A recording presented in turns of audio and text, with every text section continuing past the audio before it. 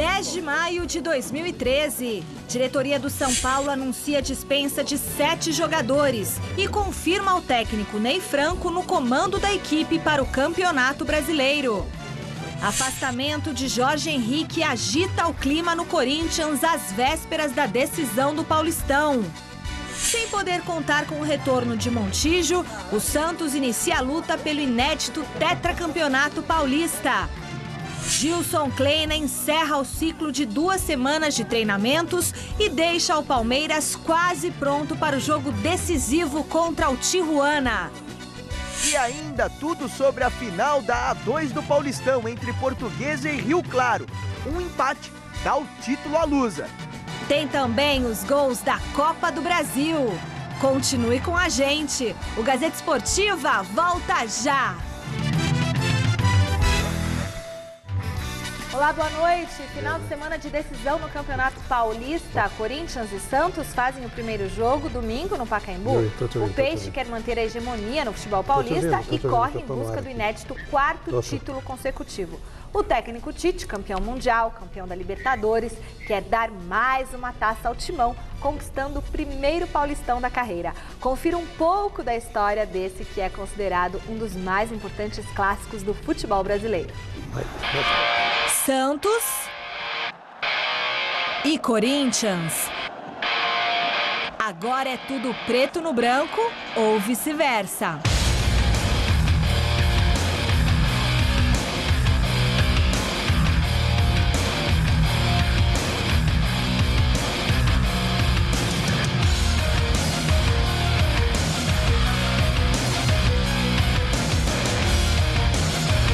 Para esta decisão, os alvinegros paulistas colocam em jogo muito mais que um simples título do campeonato estadual. A equipe que vencer a competição se torna a mais vitoriosa deste século entre as equipes de São Paulo. Até agora, Santos e Corinthians possuem 10 conquistas cada, somando paulistas, brasileiros, Copas do Brasil, Libertadores, Recopas e Mundiais. Apesar da antiga rivalidade e por mais incrível que possa parecer, em toda a história, as equipes só decidiram entre si 5 finais de campeonato. Taça São Paulo de 62 deu Timão. Copa Bandeirante de 94 também. Brasileirão de 2002 deu Peixe. Paulistão de 2009 foi do Corinthians e 2 anos mais tarde, em 2011, deu Santos também no estadual. Uma ligeira vantagem corintiana em números, mas não em títulos importantes. Vale lembrar que os clubes também brigaram por títulos do Campeonato Paulista quando o torneio era disputado em pontos corridos. Vantagem santista. O Corinthians venceu 2 vezes, em 1928 e 1929. Já o Santos, as outras 4, em 55, 62, 68 e 84. Esta última naquele famoso jogo em que Serginho Chulapa salvou o time no Morumbi e levou o caneco para a Vila Belmiro. E outros 2 fatores chamam a atenção para essa final. Pelo lado do Santos, essa será a 5ª decisão seguida do estadual. A possibilidade de chegar ao tetracampeonato não sai da cabeça dos jogadores. Nem o Santos de Pelé e companhia passou perto disso. Um aditivo e tanto para a equipe entrar com tudo nestes 2 jogos. Já no Corinthians, ninguém deseja mais este título do que o técnico Tite. Apesar de ter levado o clube ao topo do país em 2011, da América do Sul e do mundo em 2012, o treinador não tem o Paulistão no currículo.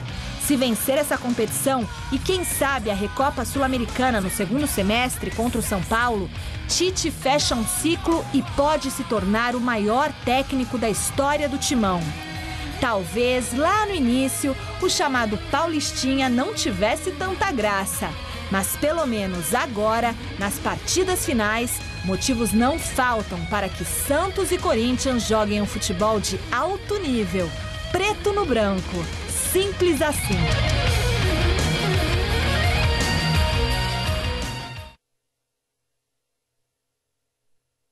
Você em casa acompanhando o Gazeta Esportiva, todos nós aqui na expectativa deste grande clássico. Campeonato Paulista que foi modorrento, né, na sua primeira fase, naquelas 19 rodadas que praticamente não valeram absolutamente nada. Ganhou um pouco de corpo, é verdade, na fase do não mata-mata, porque foi apenas jogo único, e agora temos o mata-mata.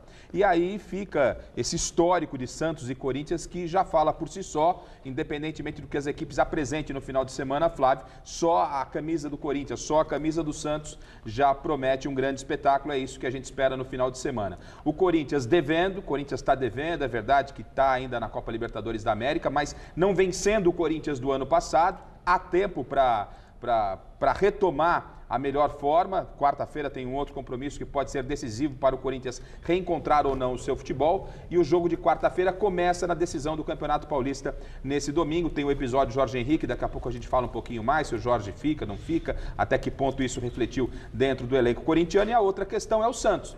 O Santos, 16 jogos de invencibilidade, chega na busca de um título inédito, o tetracampeonato, vai à sua 5ª final consecutiva de Campeonato Paulista, mas também não está jogando bom futebol, Flávio. Tem o Neymar, que mesmo também o Neymar não jogando bom futebol, é o Neymar. E o craque sempre faz a diferença. Então, por todos esses ingredientes, daqui a pouquinho a gente fala um pouquinho mais desse clássico, por todos esses ingredientes, espero um grande jogo, no próximo domingo no estádio do Pacaembu, com um ligeiro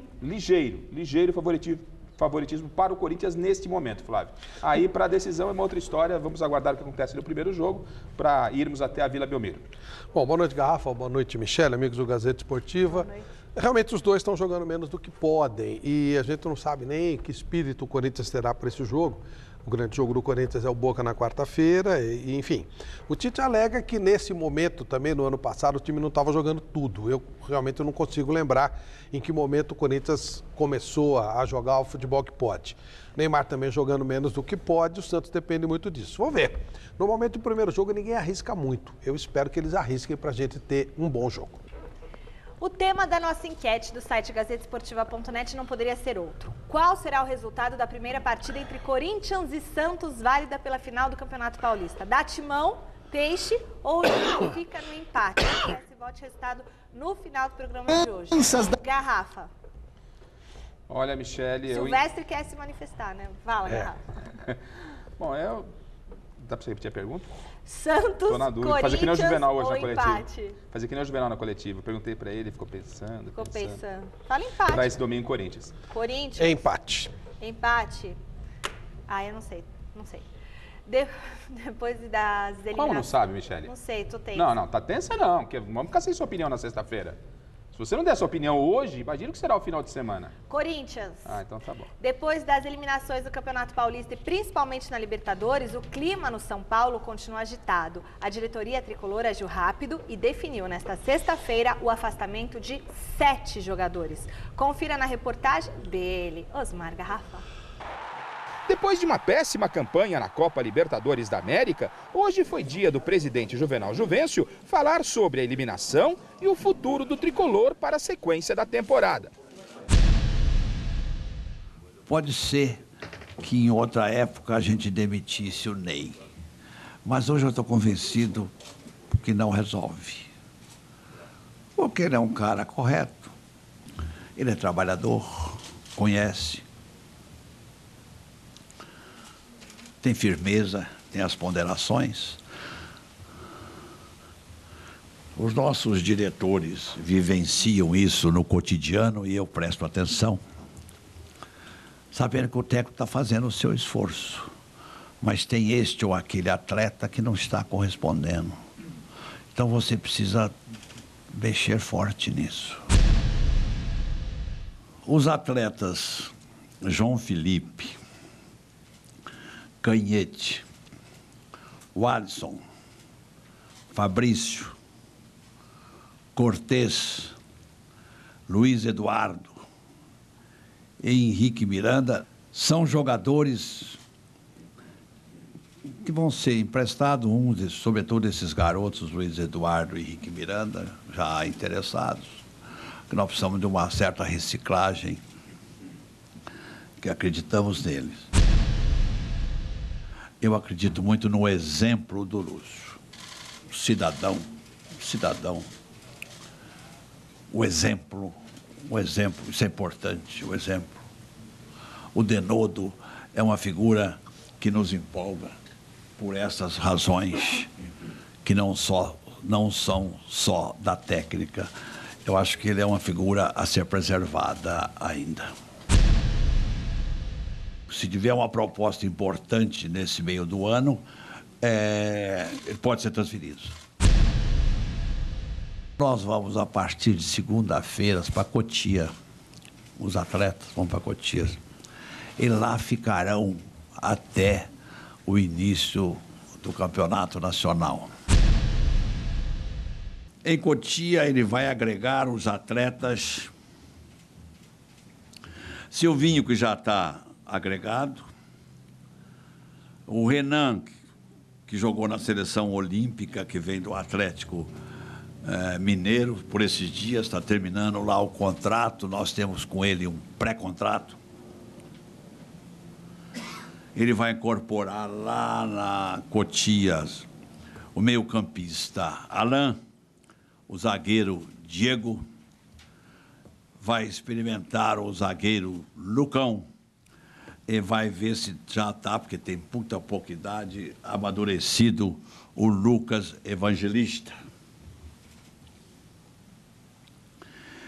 E traremos, espero que seja num prazo curto, sem data, mais 2 ou 3 atletas daqui ou do exterior para o segundo semestre da temporada de 2013. Nós afastamos o Juan, vocês todos viram aí. Está lá, não sei o quê. Ficou lá, no purgatório. Hoje chamamos ele aqui, está magrinho, arrumado. Segunda-feira está lá presente. O Atlético Mineiro tem um belo time. O Ronaldinho está jogando lá o que não jogou no Flamengo nem no exterior. Ou não é verdade? Aquele Jô parece que reviveu. Aquele branquinho, como é que chama? O lateral direito. O zagueiro. O goleiro. O Cuca tem dificuldade no dia a dia e tal, não sei o quê, mas ele conhece isso. Qual é a sua culpa no processo, presidente? Jogadores foram afastados. E a sua culpa nesse processo de eliminação? Você sabe que eu acho que eu não tenho? Eu procuro. Porque eu procurei fazer o máximo disso. Nós procuramos dar o melhor, trazer o exemplo, lutar, dar as condições. Não conseguimos. Mas eu não transfiro a culpa aos atletas, e o Juvenal Juvencio está isento dela. Não, eu estou dentro deste processo. Mas não que eu tenha contribuído para ela. De tal sorte que nós estamos aqui tentando reverter esse quadro. Bom, aí tem várias óticas para a gente analisar. Primeiro, o Juvenal acha mesmo que ele não tem culpa de nada.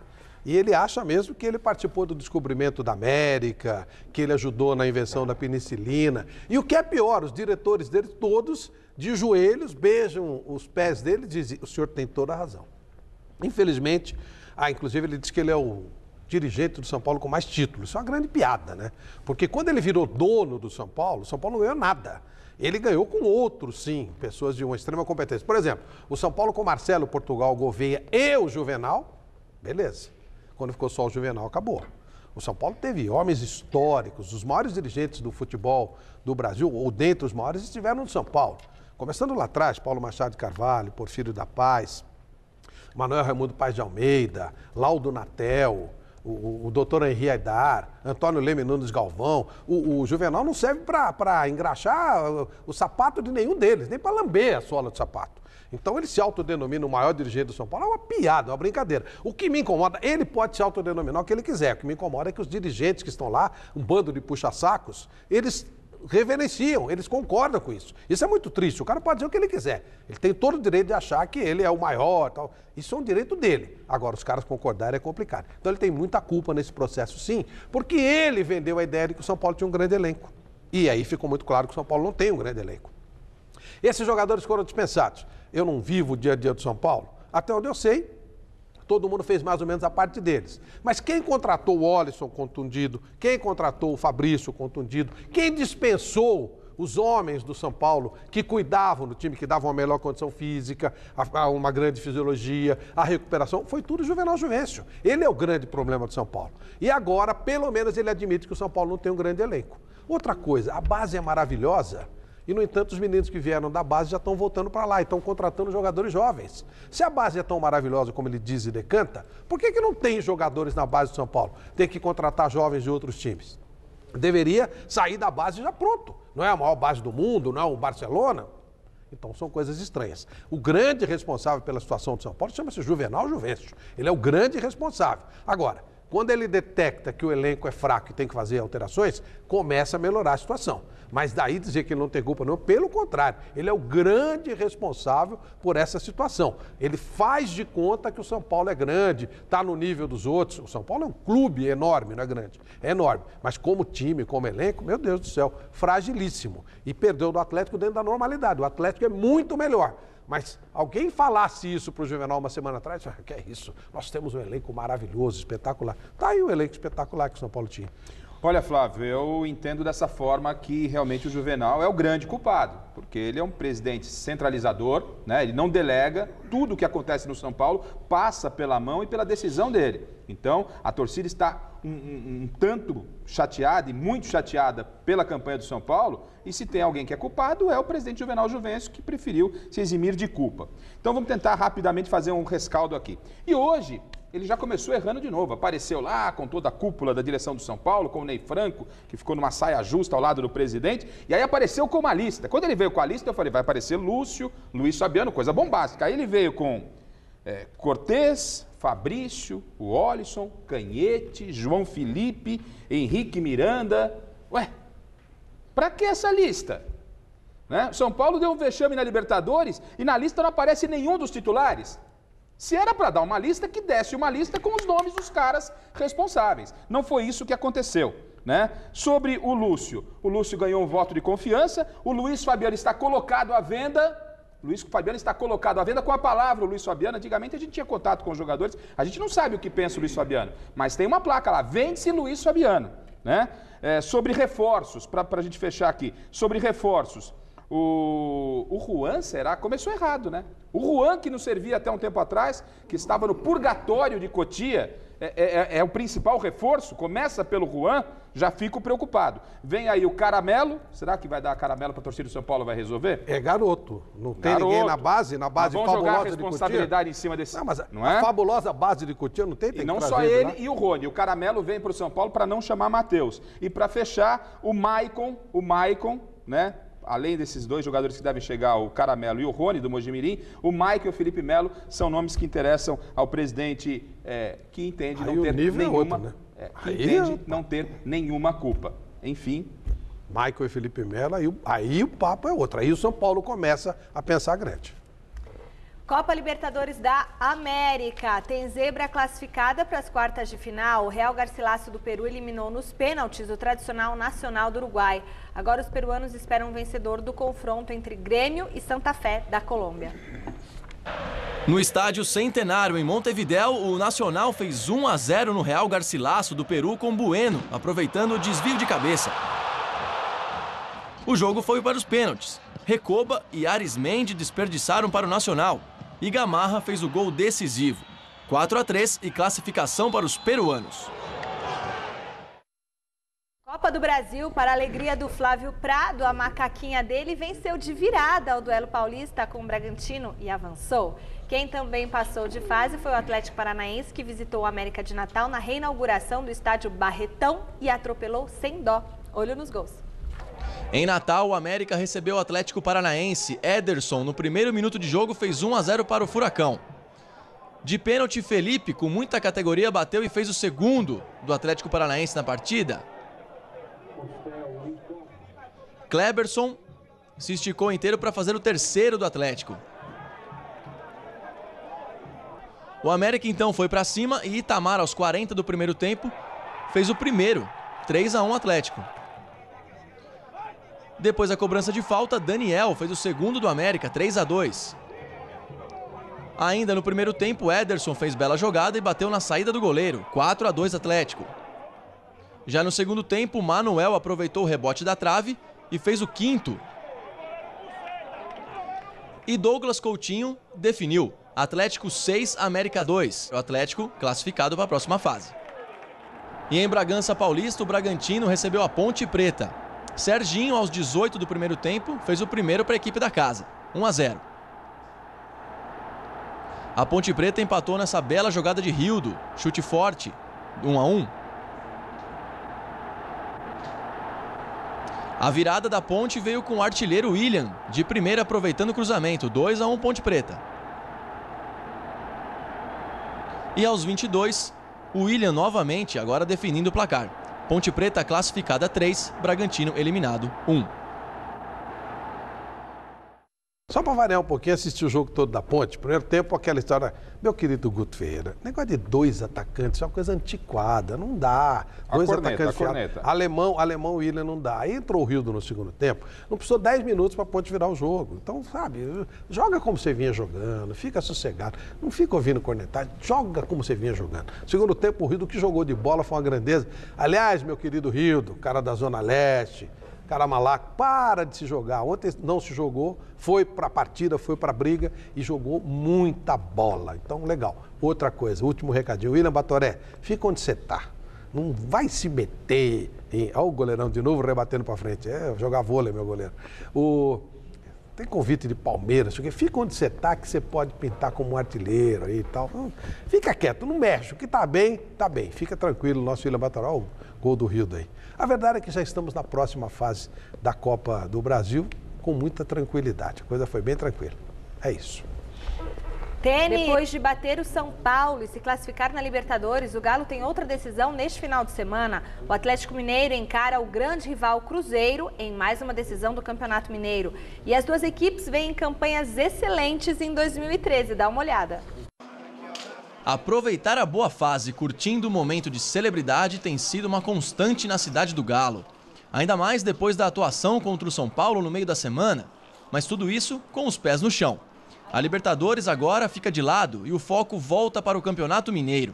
Domingo, o negócio é contra o Cruzeiro e é inevitável não pensar que a partida de quarta-feira não motive a equipe para a final do estadual, mesmo sabendo da vantagem do rival de jogar por 2 empates. Uma vitória como essa, com certeza, te dá confiança para o jogo seguinte, né? E acabou coincidindo que o jogo seguinte fosse uma final contra o nosso maior rival.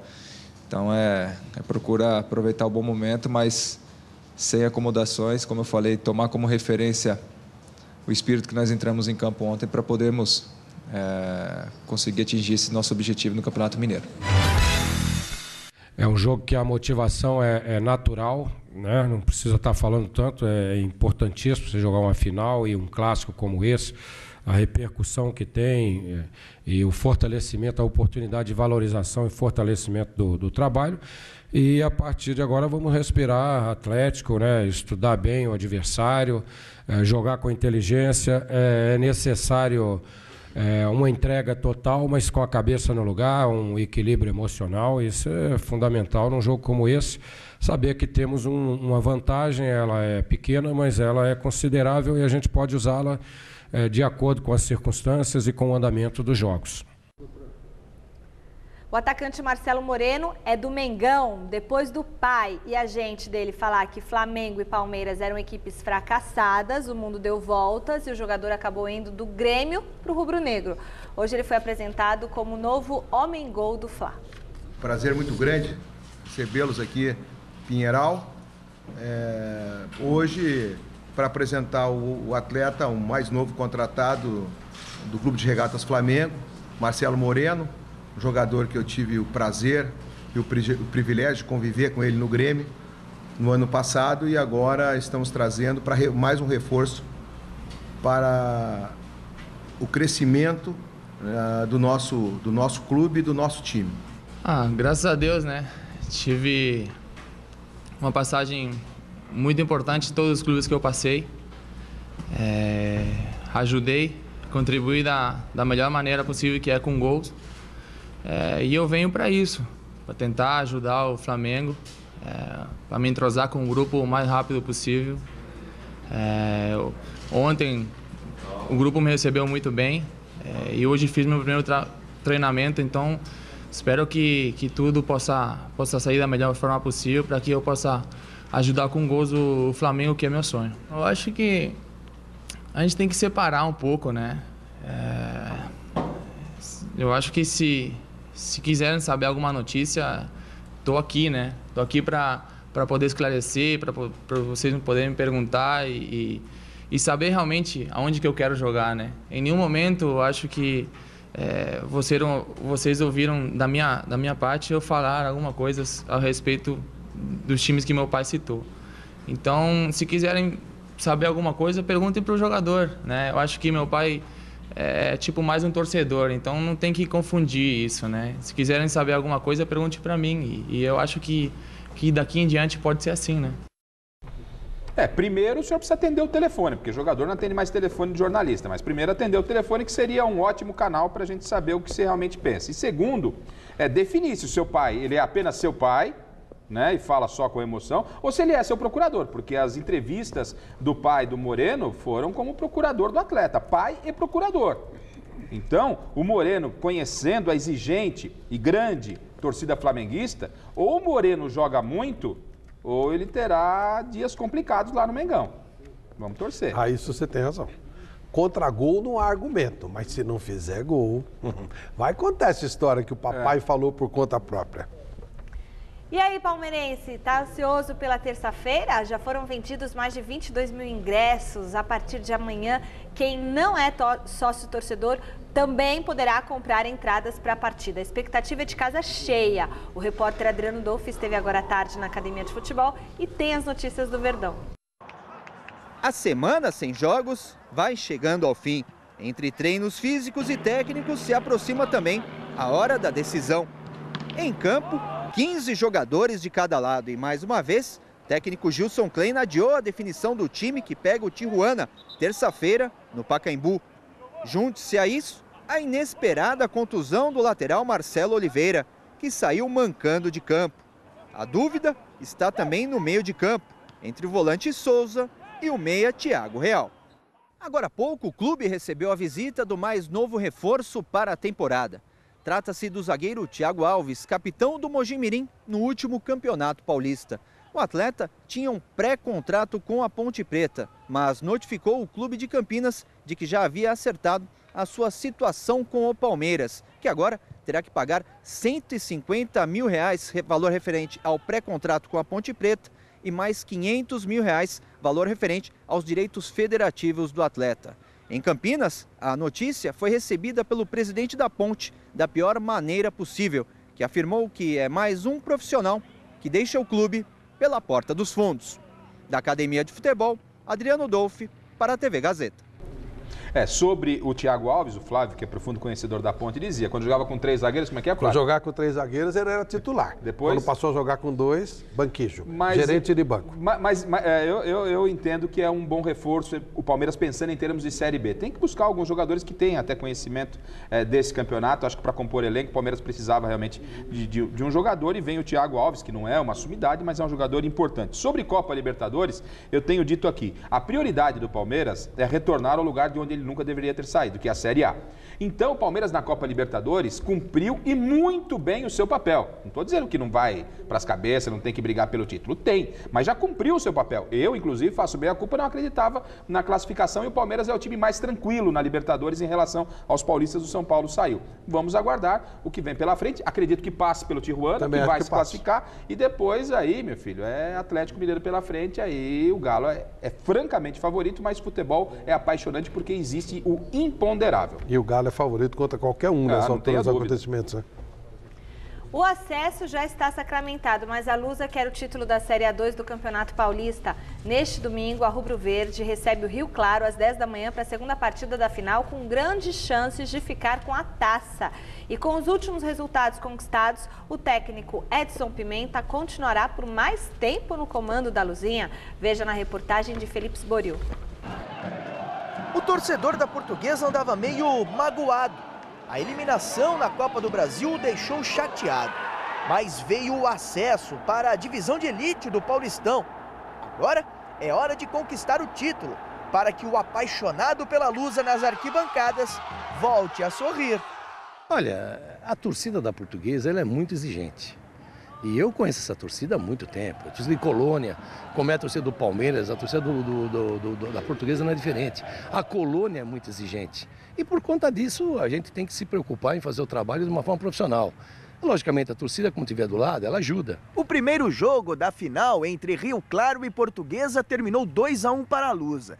Por isso, neste domingo, no Canindé, o time do técnico Edson Pimenta tem a vantagem do empate e pode até perder por um gol de diferença que leva a 2. O futebol é imprevisível, cara. Que morre de véspera é peru. Costumo dizer que o jogo é jogado e o carimbó é dançado, né? Então você tem que ter paciência, tem que ter humildade, respeitar sempre o adversário, porque quem morre de véspera é peru. Então, 90 minutos aí e o futebol, eu já sofri cada surpresa aí que eu não quero que isso aconteça mais. É uma vantagem boa, mas eu não me preocupo com isso.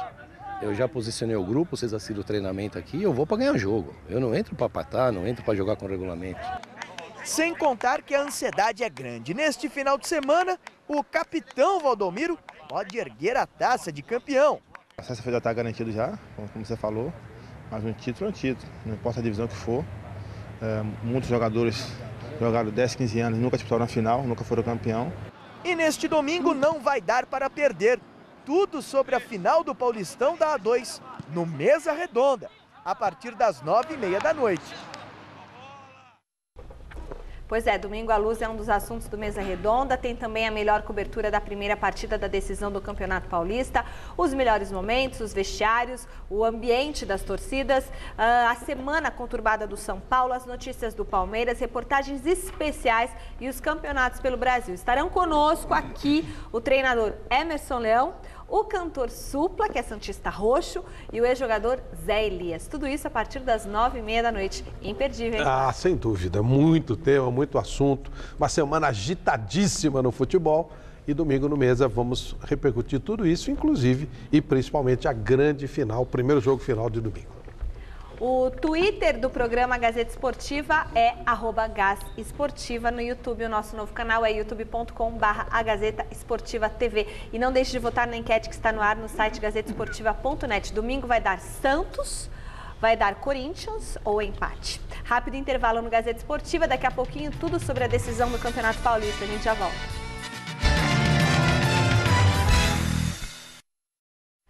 Decisão do Campeonato Paulista. Depois de vencer o Joinville na quarta-feira pela Copa do Brasil, Peixe voltou ontem a Santos e hoje treinou no período da tarde. Por isso, não teremos reportagem fresquinha do alvinegro praiano, tá certo? O Igor Noli, que é santista, senão ele fica reclamando. Mas, para a primeira partida, uma certeza, o treinador Muricy Ramalho ele não poderá contar com o Meia Montijo, principal contratação do Peixe para a temporada. O argentino faz trabalho intensivo para estar disponível para o segundo jogo na Vila Belmiro na semana que vem. Léo, que não enfrentou o Joinville, volta a ficar à disposição. Quem foi bem pela Copa do Brasil e pode ter nova chance entre os 11 é Marcos Assunção, que deu assistência para o gol de Durval na quarta-feira. A dúvida é sobre o esquema que será utilizado. Na quarta, Muricy optou por um 3-5-2, esquema que não costuma usar no Santos. Garrafa e Flávio, o Montijo vai fazer falta para o Santos ou o Peixe tem peças de reposição à altura? Se fosse aquele Montijo que jogava no Cruzeiro, faria muita falta, mas o Montijo que está jogando no Santos, ele e qualquer outro, é a mesma coisa, porque não está jogando absolutamente nada, né? O Montijo está devendo muito. O Muricy, acompanhei a coletiva agora do Muricy Ramalho lá na Baixada, Flávio, estava irritado, chamou não sei quem para conversar lá fora, se quiser discutir, vamos lá fora, sabe aquelas coisas de... Foi meio tensa a coletiva. Briga? Vamos discutir lá fora, tal. E disse o seguinte, que o time só momentos antes da partida, como a Michele destacou, se vai jogar no 3-5-2 ou se vai colocar uma equipe um pouco mais ofensiva, tudo isso será definido momentos antes da partida. Eu acho que tudo isso é válido. Repito, a volta do Léo, o Léo, apesar da sua idade, tem cumprido o seu papel, o Santos está devendo, o Neymar está devendo, mas num clássico é momento de superação. E quem sabe, nesse final de semana, o Santos possa superar-se e fazer valer realmente a sua escrita de 16 jogos de invencibilidade, Flávio. O Santos, o Montijo efetivamente não jogou tudo que pode no Santos, vem no processo de evolução, está demorando um pouquinho, mas acho que vai ser uma boa contratação. Vamos ver o que o Muricy vai usar no lugar dele. O segredo do Santos está naquele trio de meio campo, o René Júnior, o Cícero e o Arouca, e no Neymar, né? Claro, o Neymar pode fazer a diferença caso jogue no nível que ele pode jogar. Quando ele joga um pouquinho, ele já é muito melhor que os outros. Se ele jogar tudo, pode ser a diferença na competição. Vamos ver, o Santos, entendo eu, um empate será um belo resultado para o Santos para decidir na Vila. Mas enfrentar o Corinthians não é fácil para ninguém, completo ou não completo. Às vésperas da importante decisão contra o Peixe, a polêmica envolvendo o afastamento do meio-campo Jorge Henrique continua sendo o principal assunto no Timão. O repórter Luiz Henrique Gurian acompanhou agora há pouco mais o treino e ouviu com exclusividade o presidente Mário Gobi. Perfeito, então, Michele, vamos com o Corinthians no Centro de Treinamento Joaquim Grava, encerra praticamente os trabalhos já nessa sexta-feira, sem 3 jogadores, Renato Augusto, Chicão, que não estarão nas partidas finais do Campeonato Paulista e nem tampouco contra o Boca, consequentemente, na Libertadores da América. E o terceiro, Jorge Henrique. Motivo da visita do presidente Mário Gobi também, já que o senhor tem por hábito conversar antes de grandes jogos, mas surgiu o assunto Jorge Henrique. E a informação: ele teria quebrado a confiança da comissão técnica, dizendo que estava com o filho com dengue, mas na realidade teria ido para o que chamam hoje de balada, se envolvido com pessoas que não são do círculo familiar dele, colidido o carro e isso houve essa quebra de confiança. O senhor tentou dizer se isso é verdade ou não e se ele permanece ou não no elenco do Corinthians. Boa noite, presidente. Boa noite. Bom, a vida particular do jogador cabe a ele dizer. É nítido que algum desconforto houve e o desconforto gerou uma decisão de que se deveria dar um tempo, um afastamento para que pensasse, que refletíssemos todos. O Jorge já tem 5 anos de casa. É um jogador brilhante, ganhou muitos títulos aqui no Corinthians. Então vamos parar um pouco, pensar, é bom, faz bem. Está fora do elenco? Não, ele temporariamente, sim. Será negociado? Vamos refletir e ver o que vamos clarear e ver o que é melhor. Não tem negociação, não tem ninguém interessado e ninguém está pensando em vender ou fazer nada.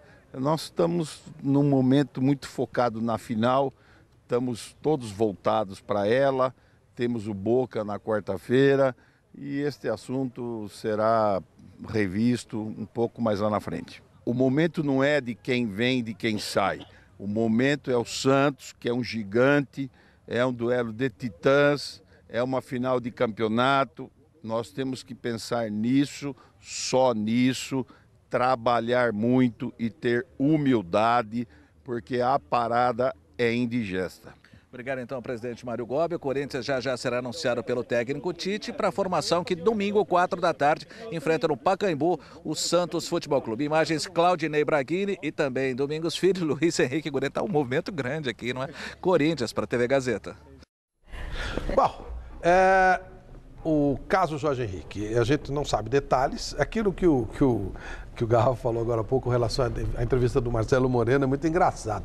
Porque há um tempo atrás, você tinha alguma dúvida, você ligava para o jogador e falava com ele. Agora, é uma frescura tremenda, uma blindagem tremenda e tal, cheio de puxa-saco em volta. E aí o cara fala, pô, não falaram comigo? Vai falar como? Não tem jeito.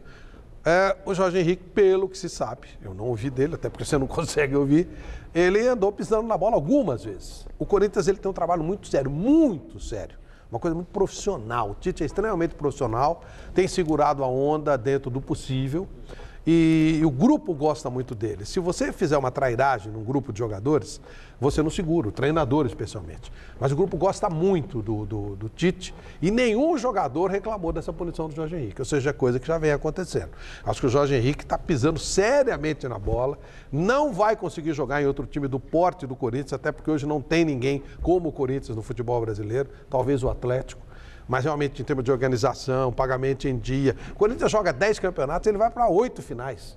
Ou para 9, ganha 8. Ou seja, ganha muita grana, muita condição. É bom jogador? É. Mas é bom jogador no Corinthians. Não sei se ele vai conseguir render do mesmo jeito em outros lugares. Bom, enfim, ele procurou aquilo que está acontecendo com ele agora. Eu, se trabalhasse num time, se fosse jogador de futebol e tivesse a oportunidade de estar no Corinthians, eu preferiria ser jogador do Corinthians, mesmo que reserva eventual, do que titular em 95% dos outros clubes brasileiros.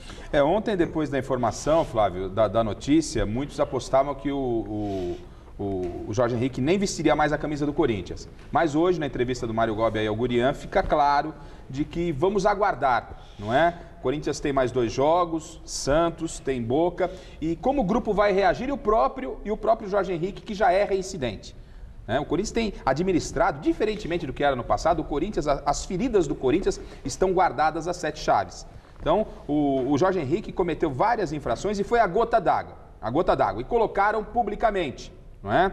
Então, se fosse para tirar o Jorge Henrique de uma vez do grupo, o presidente já teria falado. Então, vamos esperar essas 2 partidas, sentir até que ponto o Jorge assimilou o golpe, se o grupo aceita mais uma vez o Jorge, né? E o que aconteceu, como a gente não ouviu o Jorge, só para fechar, o Jorge teria mentido para a diretoria. Ele disse que passou a noite com o filho no hospital e o problema parece que era de parente mesmo. Ele não passou, na verdade, com o filho, ele passou, parece, com prima ou primas. Foi mais ou menos essa a história. Primas, as primas. O problema era de família. Problema de família. Resultado final, se meu marido tivesse um problema desse de família... Vai atender a prima. Se a prima do seu marido estiver mal, ele vai lá socorrer. Vai, eu vou junto. Ué. Fim da enquete. Qual será o resultado da primeira partida entre Corinthians e Santos, válida pela final do Campeonato Paulista? Corinthians, 45% dos votos. Nossa, mas Santos, 44% dos votos. Então, praticamente um empate. O programa termina aqui. Domingo tem mesa redonda a partir das 9h30 da noite. Gazeta Esportiva.